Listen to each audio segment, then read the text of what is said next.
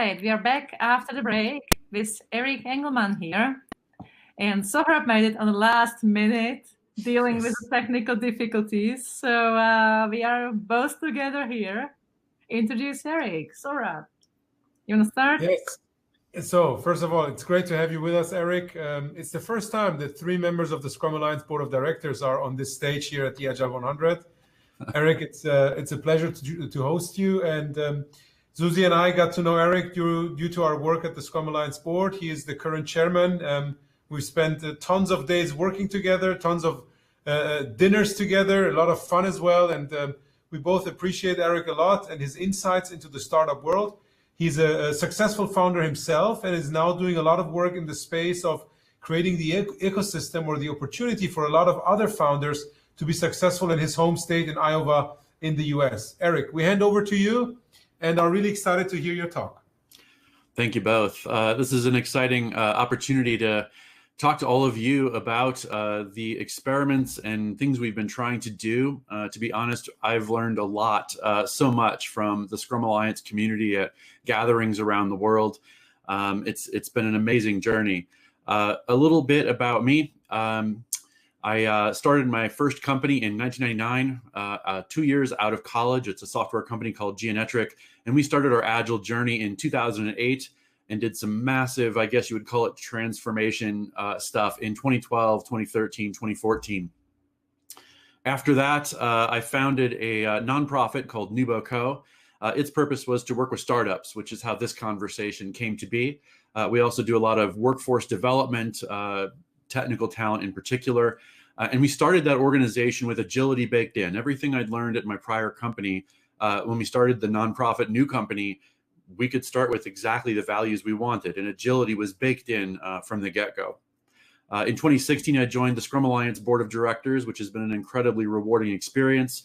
And this past year, I've transitioned my role into working with startups from a funding side of things. We have a micro venture fund in Iowa where I spend time making investment decisions, but all of the companies that we invest in as part of the deal, they learn agility. It's tied to the nonprofit Nubo Co. So it's an exciting and an interesting journey, but for most of you, at least it seems like most of you are not from the United States, and even people in the United States don't know where Iowa is. This is what Iowa looks like for real, and it's part of what the sort of joke is. It's a lot of corn. We are an agricultural state. We grow a lot of corn here, and in fact, we grow a lot of pigs here. There are more pigs in Iowa than people. Iowa's population is about 3 million people, and it is right in the middle of the country. There is a T-shirt that I will share with you. My friend owns this company, and we sort of joke about Iowa being in the middle of nowhere, and you can wave from the airplane as you fly from New York to San Francisco. We're a self-deprecating kind of folks here. But what's cool about Iowa is it actually has a heavy tech component too. You might have heard the saying, better than sliced bread, better than sliced bread. Sliced bread was invented in Iowa. The machine that cuts sliced bread was invented here. One of the very first digital computers was invented here. The first GPS signals were received here in Cedar Rapids, Iowa. The radios that talk to the astronauts on the moon and the Apollo missions and still today are built right here in Cedar Rapids. We have a lot of engineers here building interesting things. And so we kind of have this tilt toward technology companies, which is what I've gotten into and what is the basis for a lot of what we're going to talk about today. Most people come to Agile and Scrum through a technology view. At least that's been my experience. It was my own. We started with our technical teams learning Agile. And so we're going to start with kind of that background, and we're going to look at agility today in startups in particular, but through 3 different views. Sort of the most zoomed in view is how do you grow startups with Agile values from the beginning? Then we're going to talk a little bit about why those values help make them stronger. And I'm going to share some examples with you of companies here that we've worked with where agility has made a big difference in their growth rate and how they've thrived as businesses. But then we're going to zoom out a whole notch and talk about why agility in startups helps make a community more resilient. And then at the very end, we're going to talk about the biggest why, which is a really cool concept and what really motivates me and why I'm passionate about everything we're going to talk about here today. So we'll start with that first one about building startups and really thinking about startup formation around Agile values. As I mentioned, I'd started my Agile journey in 2008, and we created the program called Iowa Startup Accelerator, which is similar to accelerators in communities all over the world. But we really wanted to bake Agile in from the get-go, to build Agile values in as part of the core of the program. And when I say Agile values, I'm meaning that in an abstract sense to refer to everything from the Agile manifesto's values, valuing the things on the left over the things on the right, even though the right is important. I'm talking about the Scrum values of commitment, courage, focus, openness, and respect, and also the principles behind the Agile manifesto. So I'm referring to Agile values that way when I think about what we're trying to do. And startups are no better nor no worse necessarily at Agile values than anyone else. In fact, there have been good examples in the news of companies that absolutely lack Agile values, courage and openness and respect. And you might have seen some of these where Agile values are not what we're seeing in a lot of these companies. They're going down a dark path, so to speak. And it's really important for us to say, hey, if we're going to invest in companies to have them grow here, we want them to start with the right foundation, with the right values. And I'll give you a couple of components of how we do that in our accelerator program. These are early stage companies coming in. Just to be clear, they have almost every case, few or no customers when they come in, little or no revenue when they come in. The founders are often first-time founders and brand new. We start with Agile training in the very first week of the program. If for the companies that are admitted, we often bring in certified Scrum trainers or coaches to come in and give them a quick, 2-day basic alignment around what is this, how does it work, how do I take these thoughts in, and then over the remainder of that program, which is about 14 weeks, we continue to build on that foundation. There's a ton of practicing those things. Some of you have probably seen this exercise if you've gone through a certified Scrum Master or Product Owner training. This is a pretty common example of processing ping pong balls and doing them in short iterations to learn as a team how to get faster and better with fewer errors and making the customer happy. It really teaches reflection and experimentation in a very rapid way as an example of that. So we both simulate those things to give the founders experience with iteration and learning as a team. Then, of course, we translate that into their real businesses as they get started. We bring in a lot of outside perspectives. It's really important that the founders are out and talking to mentors and people who've been there before. And we try to bring in mentors and experts who exhibit Agile values so that when they come in, they see the things they're learning in the classroom, so to speak, in the founders who've been there before. They can express why it helped make them successful as business owners. They go through 14 weekly sprints as part of it, and they certainly do sprint reviews with stakeholders every week, which is often pretty terrifying, right? As a founder, you're figuring it out for the first time, and you're supposed to be presenting to potential investors in the room. Sometimes there's customers in the room listening to you talk about what did or did not work that week, and it's a humbling experience, right? You have people there literally judging you and giving you feedback that are the people you want to sell to or want to invest in your business. And that's part of the purpose of it, right? We want that sort of relationship to be built in where it's regular for you to be, as a founder, speaking to your constituents on a regular basis about what worked and what didn't, and putting your progress or lack thereof out in the front. They also do retrospectives, which is a really key piece, and I arguably the most important piece of our program is building retrospectives in from the get-go. Many of the founders are first-time founders, and sometimes they know their co-founder and maybe their small team. It's usually 2 to 5 people on the team. And while they've probably worked together, being in a startup is not like having a job in the cubicle next to each other, right? This is a very different thing. The stress that they face and the tension that they're under, because it's literally a matter of survival for the business. Retrospectives give them a framework to talk about what's working as a team and to build that trust that's really fundamental to any high-performance team.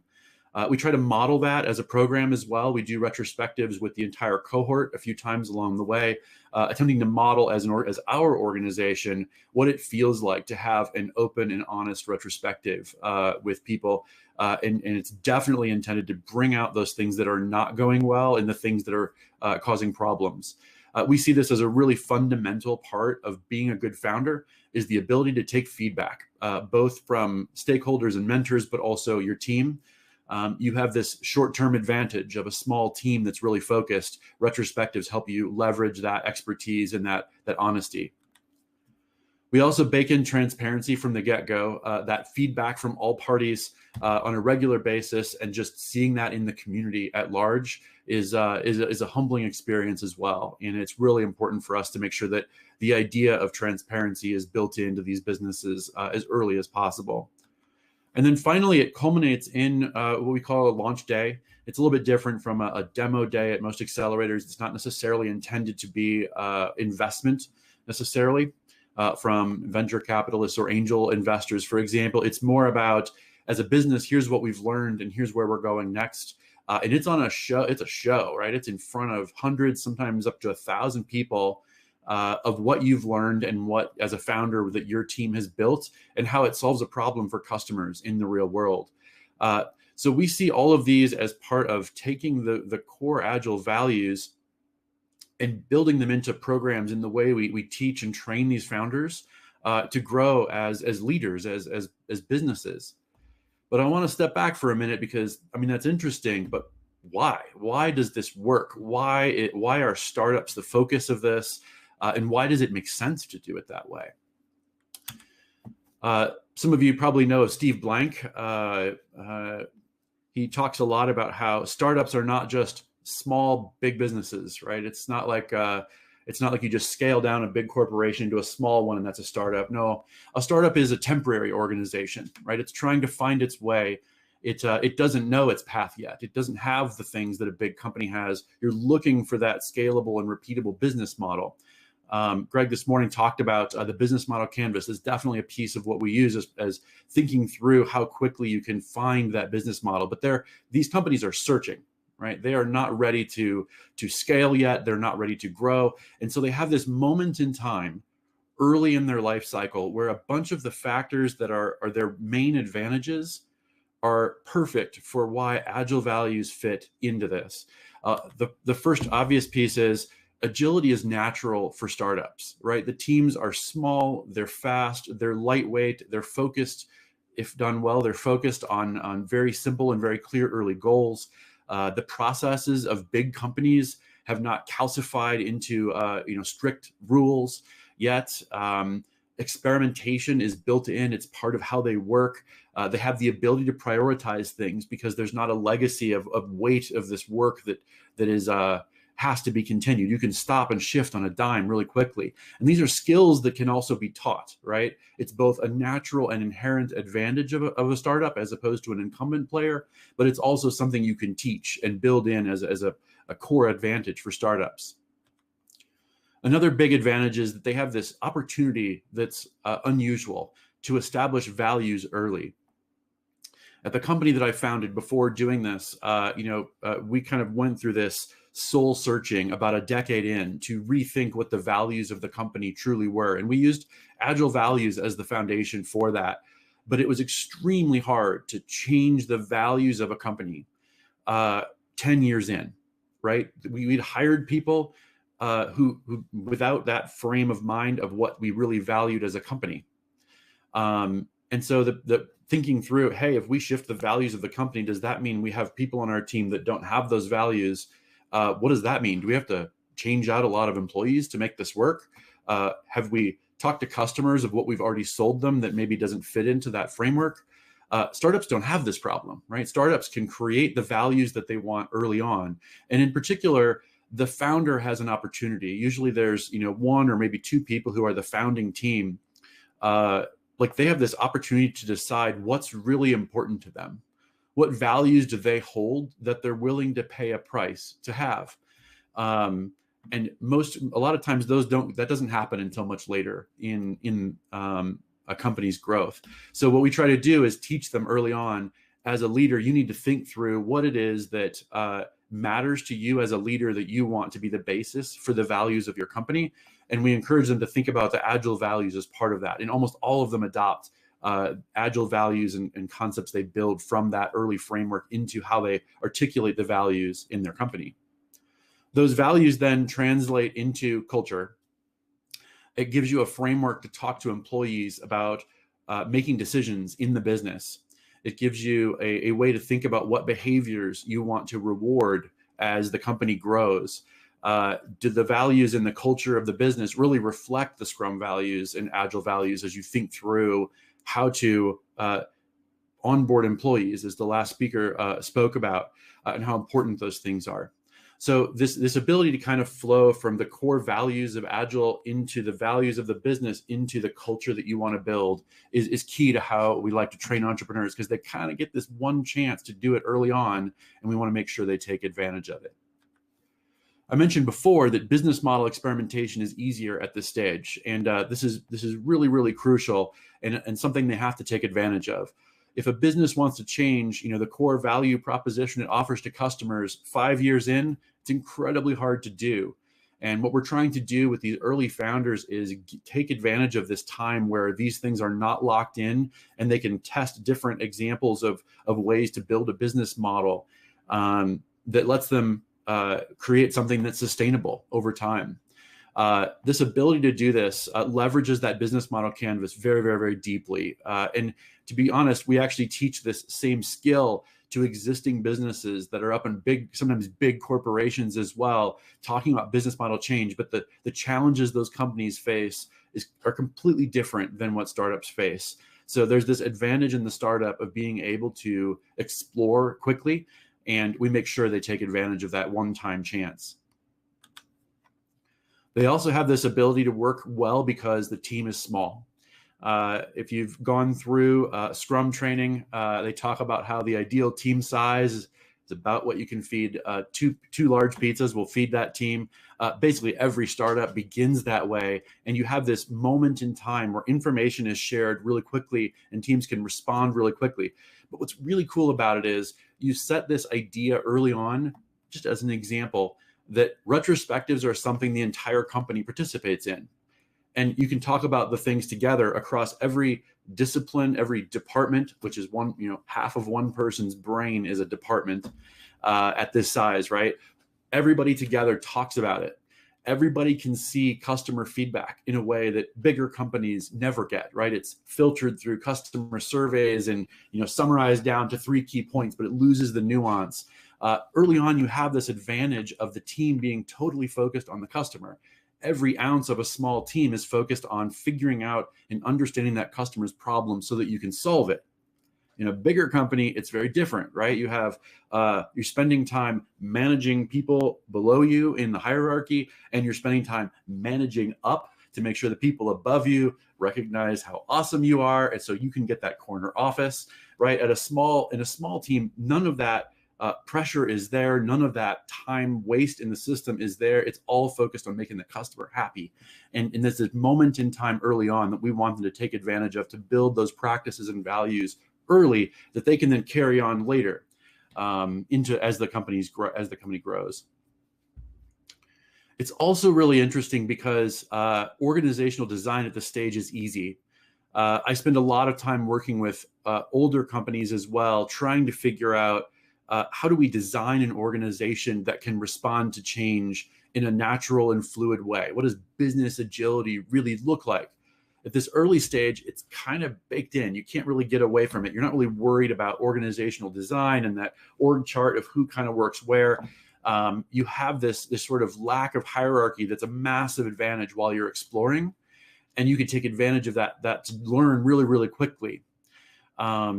Most companies, as they grow, start to quickly separate into functional silo departments. And that's where I see a lot of companies start to stumble as they figure out, wait, this slows us down tremendously. We get, the marketing people all on the same team. They learn their discipline really quickly together. But you see this drift between the marketing and the sales and the product development and other teams. You start to see this movement apart. And in particular, the thread that delivers value to customers through the whole stream of departments is really hard to keep together. So startups have this moment in time where they can design the organization to rapidly respond to change, and they definitely take advantage of that.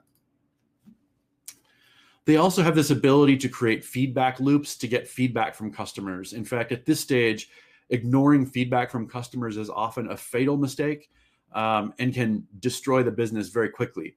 In a big established company, maybe you can ignore feedback for a little while and decide what to do with it. And that slowness might not kill you because you kind of have this momentum as a business. But for startups, those feedback loops are built in, and it's what gives them that closeness to the customer that lets them respond more quickly to change. And I think you're seeing this a lot right now. There's been some recent studies by the Kauffman Foundation in the United States, and I would suspect this is probably true everywhere, that basically talks about how essentially all new job growth comes from small and early stage companies, right? The big companies typically are not on net growing.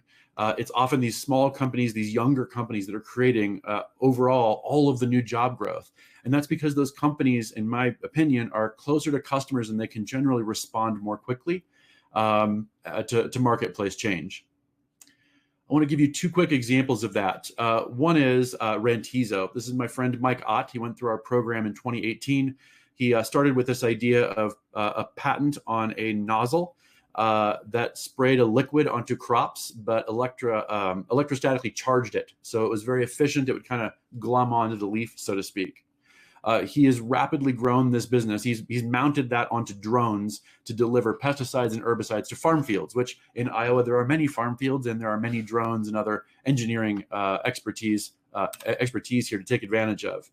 He started this business just a few years ago, and as a small business, he was able to rapidly build this platform out. He is rapidly selling it all over the United States, and I believe maybe into Canada by now.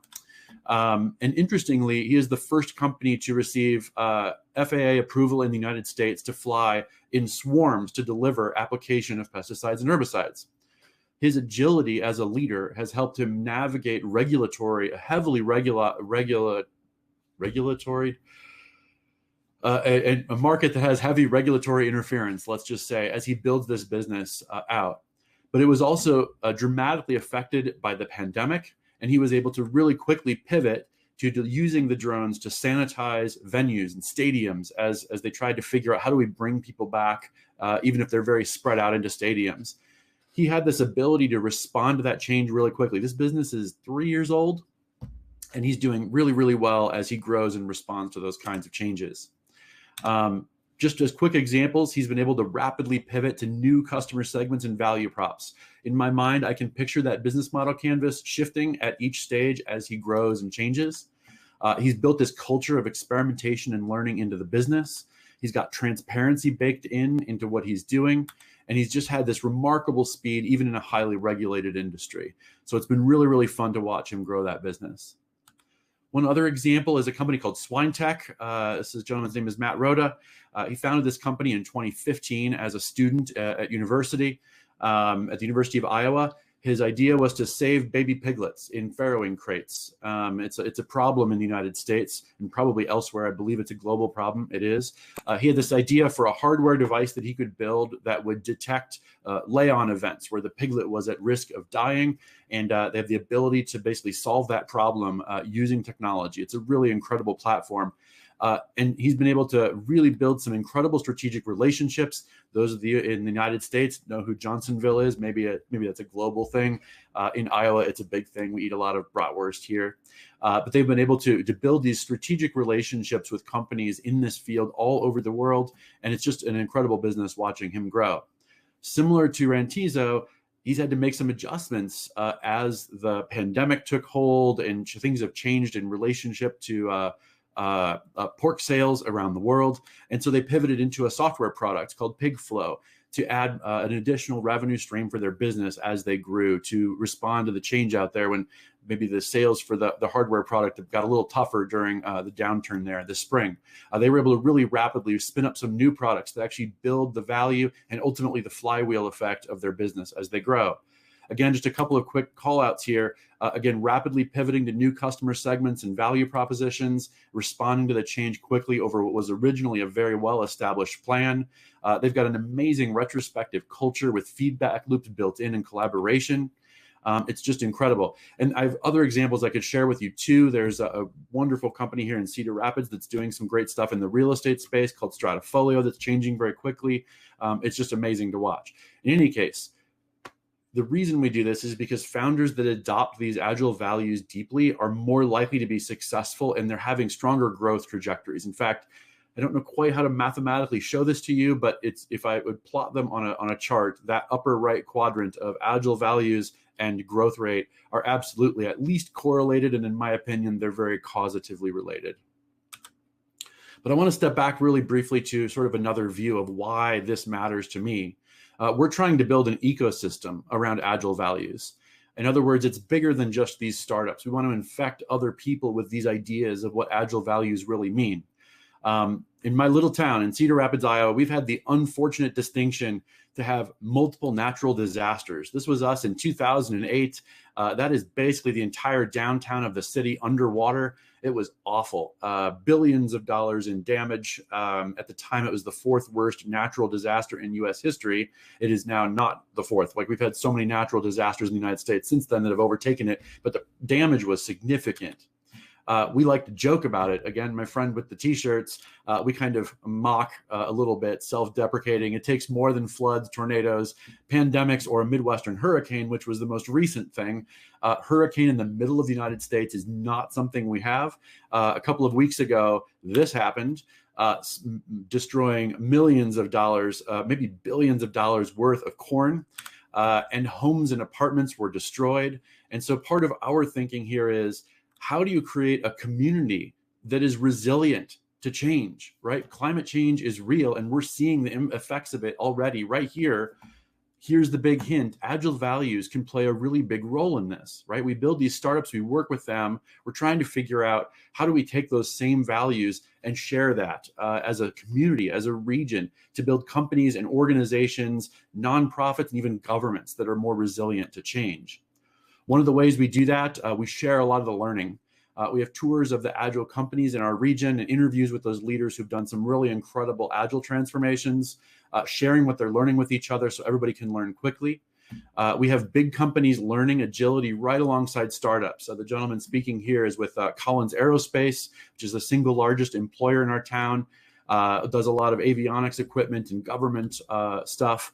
It's a really incredible engineering company doing just amazing work, and they're learning agility right alongside the startups in our community and learning from each other as they grow. We're teaching innovation and agility at the colleges in our area to make sure those students that are coming out know how to latch onto these things. And we even introduced it into computer science in schools and the different events that we operate with kids so they can get used to this idea. In this case, it's kids learning Scratch and code.org. But the idea of working in small iterations to try something and then learning from each other of what worked and what didn't as they figure it out is a core value that we bake into all of those. If you've been to a startup weekend, right, you can introduce an entire community to iteration and building in customer feedback, and those core values of including customers in the conversation early on is something you can just teach people in your town. We connect people to global expertise. Much like this event, I invited a whole bunch of my friends. I'm pretty sure of the 50 United States, Iowa is the best represented of the 50 in this event right now. But we also hold our own events where we bring in speakers. Some of the people from this I'm going to be reaching out to next time to come speak at our event, trying to build those relationships and bring that expertise. And then finally, we try to learn from those failures. This is one of my favorite examples. It's a founder of a company that a week before our program ended, Amazon introduced essentially the same thing and pretty much destroyed the business. He went out on stage anyway and talked about what he learned and how that failure helped make him a better leader in the future as he goes on. He's gone on to do some other incredible things as he's grown. So all of this brings me to what the big why is at the end of the day, the real reason all of this matters. As a global community, we face these huge problems. We face climate change, we face pandemics, economic upheaval, and things I'm sure we can't even imagine yet. 2020 is not even over yet. We're going to have all kinds of challenges to deal with. And what I've observed is the way we've built organizations and companies in the past simply isn't up to the task of solving those problems. We need a new way for people to collaborate, new ways for people to lead, to be able to solve these kinds of problems. And in my view, I see the Agile values as the foundation of building all of those things through to startups, through to communities, through to entire countries and even nations thinking about how to solve these meaningful problems. Our survival as a species potentially could depend on high performance teams working together using Agile values. I'm excited to explore this territory and keep learning. And I'd love to learn together with you. I'd love to hit me up on Twitter at Eric Engelmann. Excited to learn more.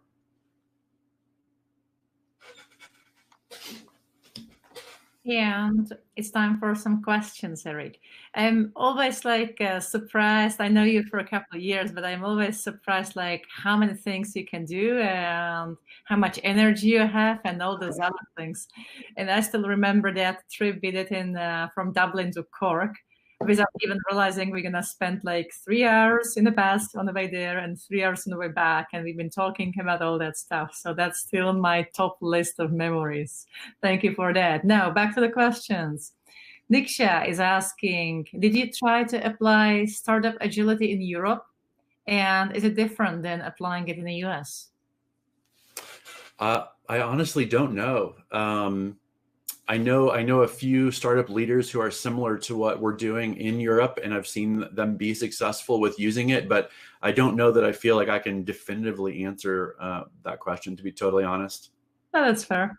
So I go to the next one. Helen is asking if you have like a poster child, if you are familiar with the term, for an Agile startup that fits all or most of your descriptions. Well, I'd like to say that all the ones we've invested in have those values. But I would say the two that I've shared there are probably the best examples of those. I've observed, just as an example, the Swine Tech one, the Saving Our Bacon company.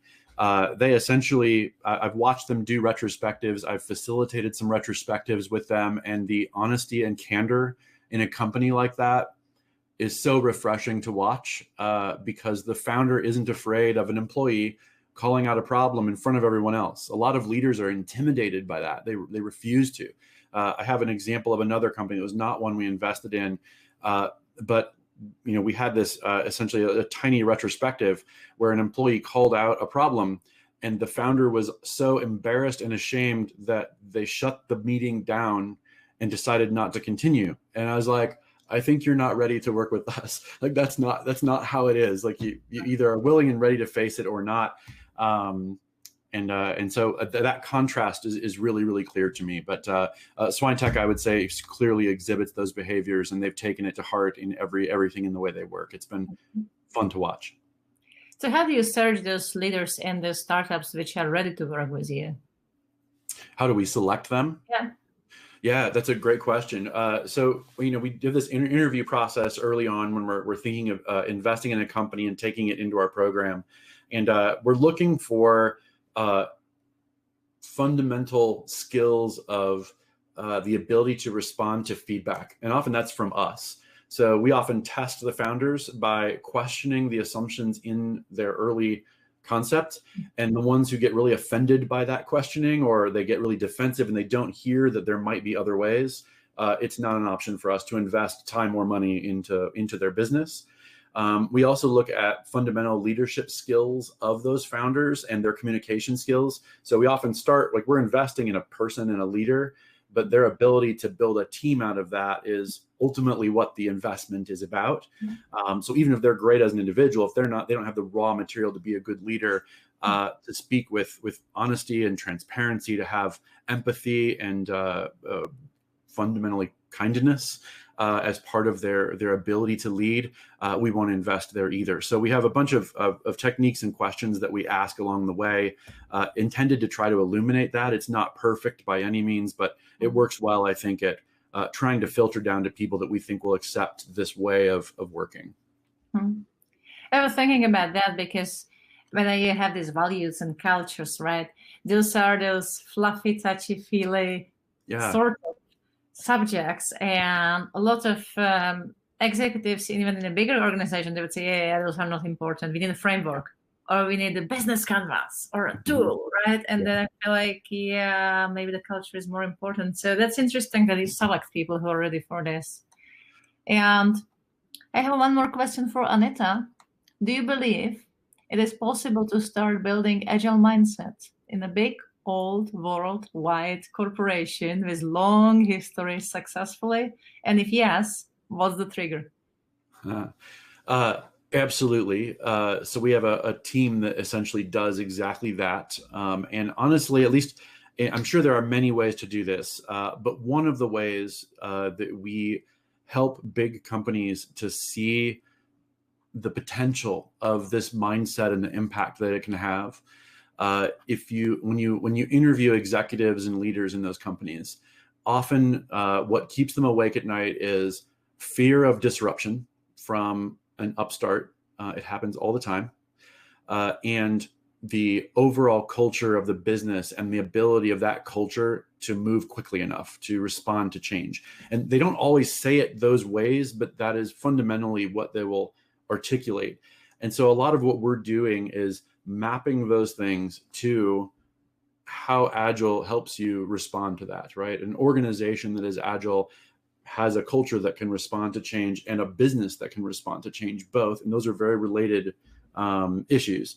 And so often what we're doing is taking the problems in the words that the leaders of those companies and sometimes just rank and file employees articulate and mapping those to how agility solves those problems. And it's actually remarkably easy, especially when you have the examples of companies that don't have those problems, or those problems are much less severe. Mm-hmm. And you can directly talk about how the Agile values prevent those things from taking root. So really it's about mapping those, almost like pulling out what they're afraid of, their fears, and talking about how this starts to address those concerns. And I think you can do that from the top level at the executive in the C-suite, but you can also do it from small teams that start to see success and people start to say, I want to be on that team. And the managers of the slower, less agile departments start to realize that their employees they want to do that, work that way. And they start to think, okay, maybe there's something special that I need to figure out there. So certainly those small examples inside big companies start to build momentum. But it is harder. It absolutely is harder. It's not a natural thing, I think, for a big company, many big companies, to really take those values to heart and actually meaningfully incorporate them into their culture. In fact, they've often been rewarded for the opposite, right? You've probably built a culture where employees at all levels are rewarded for kingdom building, of having control of a set of resources, for heroic behaviors that are the opposite of what you'd want a high performance team to do as a group. And so it often starts to become so overwhelming that it's challenging to do. And yet you point to companies out there, perhaps you'd say SpaceX as an example of that, of companies that are comparatively very large, solving very, very complex problems, but clearly exhibiting some or all of the Agile values in the way that they work, in the way that they lead. Those examples help to make the case that you can, as a company, really, really take on big challenges and change over time.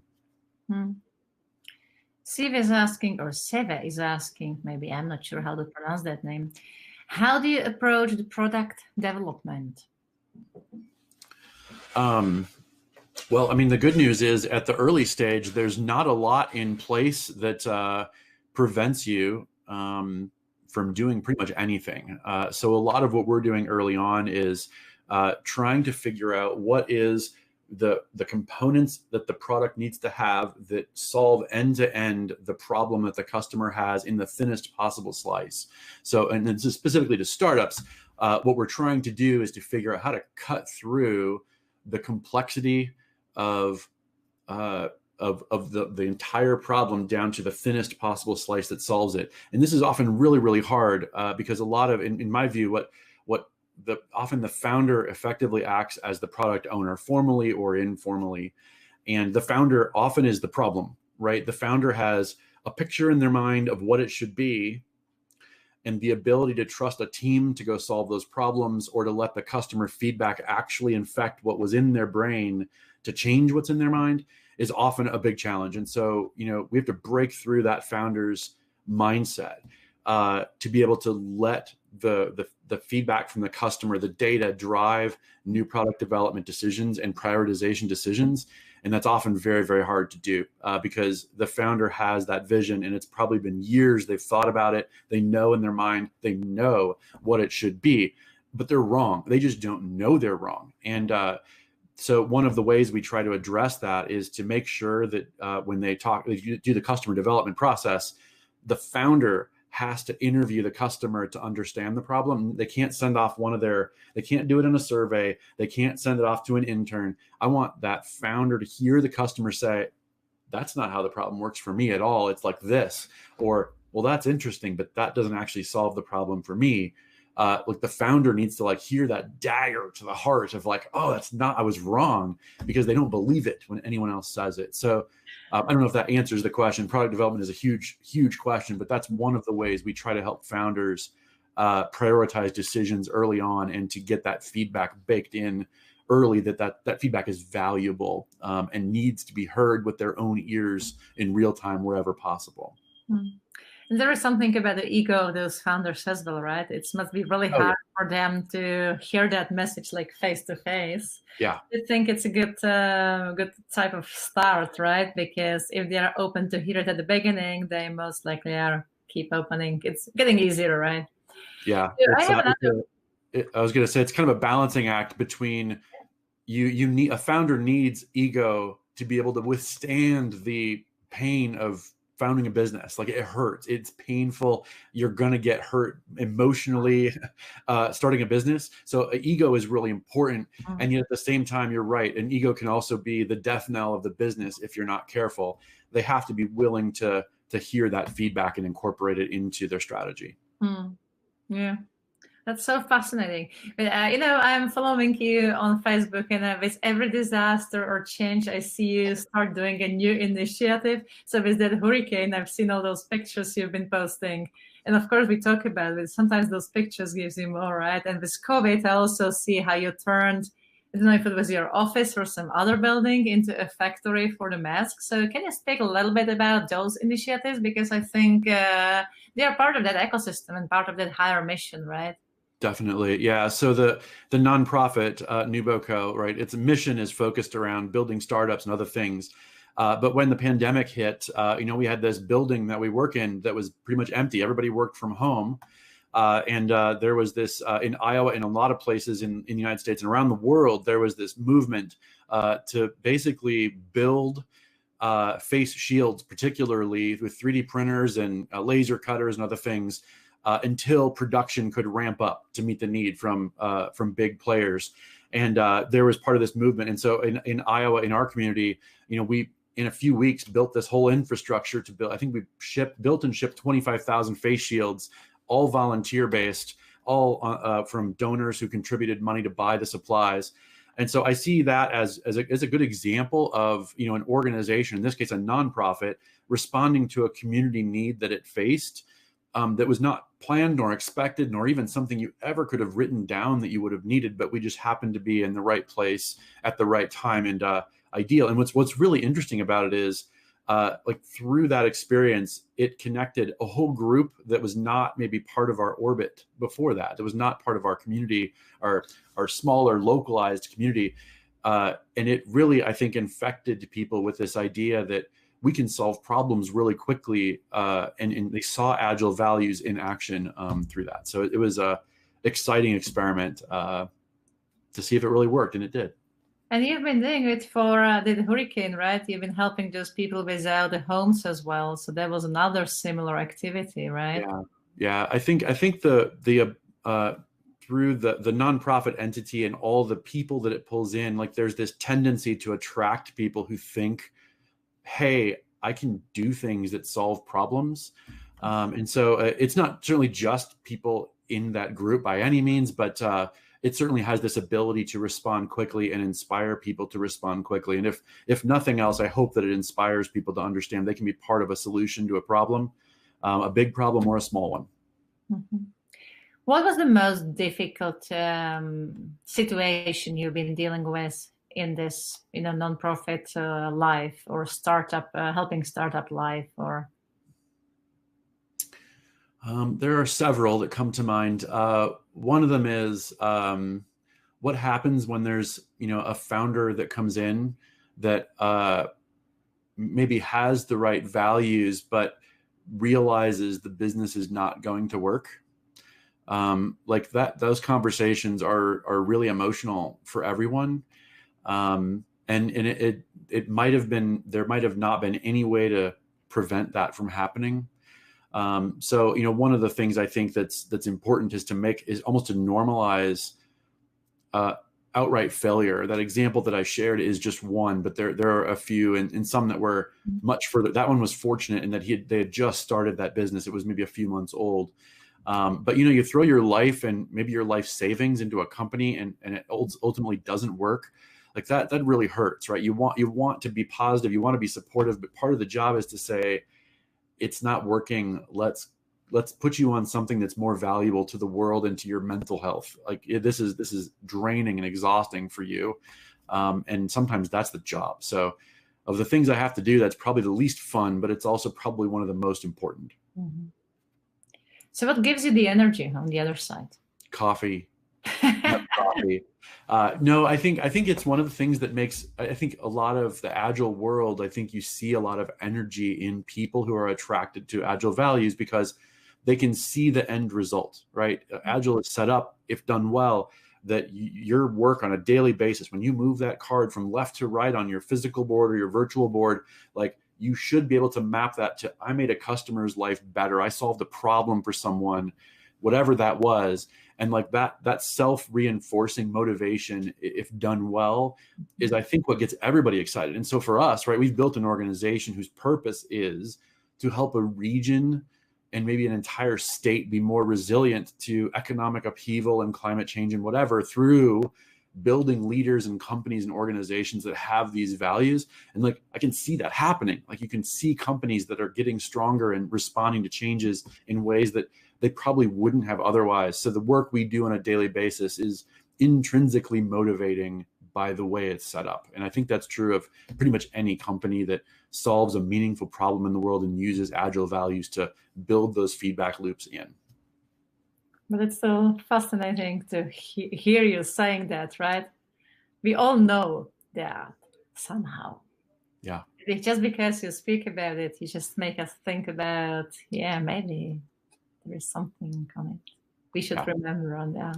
There's something very special in that. And, going to, the Scrum Alliance global gatherings, you get to hear other people talk about how they've experienced it and see how different it is from your own and realize that the rabbit hole of opportunity in the Agile world goes so much deeper than any individual has ever explored.